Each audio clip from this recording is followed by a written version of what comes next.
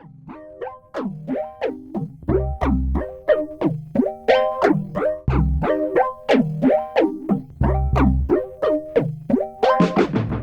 ladies and gentlemen, and welcome to Binge or Cringe. Today we're going to be talking about Bojack Horseman. So what is Bojack Horseman about? It's about a horse who was a celebrity in the 90s. Now, in the present days, he feels like he needs to find purpose in his life, but he can't find it.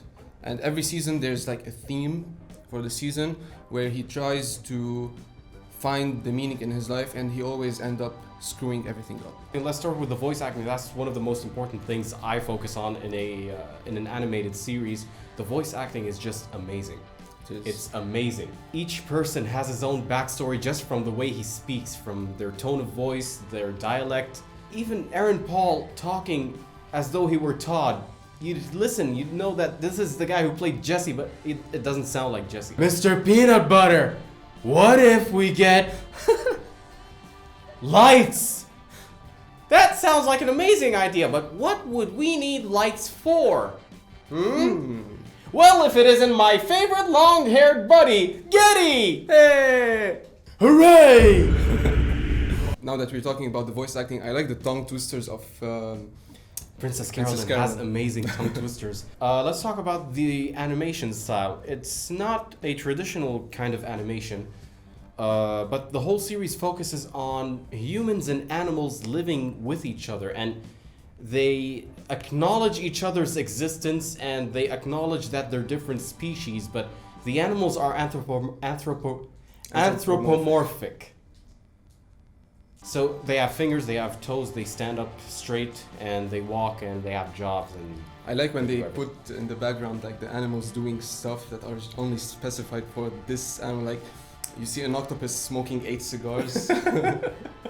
For example, that's maybe the most boring one of them, but there are many. The paparazzi, they're usually just eating stuff off the floor, and then when they find a celebrity, they pull out their cameras and they just fly towards them. They're birds. Wow, wide angle makes my arm look much bigger. Okay, so what are the themes in Bojack Horseman? It's mostly a depressive kind of thing. Yep. It's surrealist humor, black humor. There's loads of satire in that show, but at the same time, it just hooks you.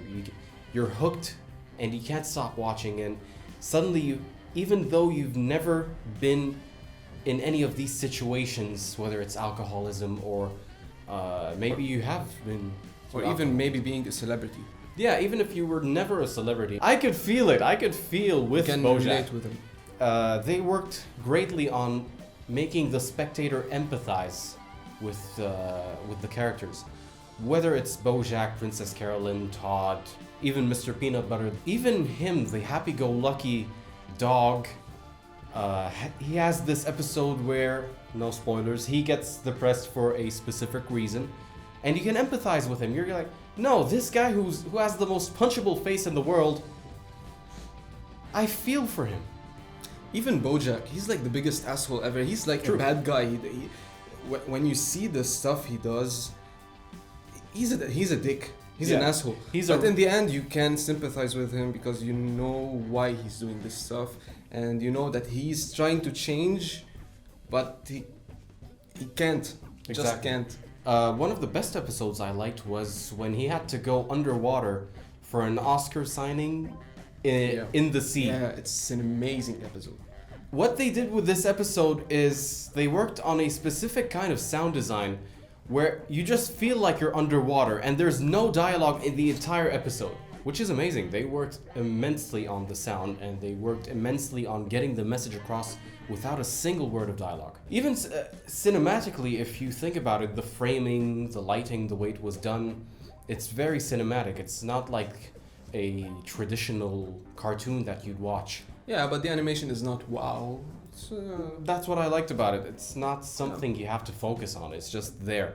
It's an interesting kind of painting, even when you look at the texture of their skin. Yeah. It's interesting. It's not hard color, and it's not just whatever. It's not South Park. It's not South Park, but it's a different kind of thing when you think about it. Yeah. But that's what I love. The smart thing about the series is the dialogue. Yes. And the voice acting. Yes. What I found a bit on the downside of the series, I found it was a bit stretched, just in my opinion. I didn't feel that. Yeah. There was one thing I felt like it's a bit overdone. It's the feminist aspect in the last season. There's a bit of SJW feel in it. True. Maybe I got it wrong. But the thing is, I felt it at first. Then, as the episodes progressed, I realized they were just making fun of it. yeah. Yeah, especially with Diane. Diane, who's a third wave feminist, and she has her reasons to be a third wave feminist. And the woman director. So, if you want to watch nihilistic series, a bit like in the philosophical aspect, like Rick and Morty, but it's more positive. You can feel Positive? Like, yeah, and Rick and Morty, it's more like, okay, nothing has meaning. Life is meaningless. I don't care if I kill this guy, if I just fuck up a whole universe. But in Bojack does Bojack, that. it is nihilistic. It's depressing, but he has a future. He's searching for meaning. In True. Rick and Morty, there's no meaning. You know? True, but it's That's the- much more self-loathing than. Yeah, it's optimistic, than nihilistic. Okay, thanks for watching. Thank you so much for watching this episode of. I can't resist it. How's that Bye.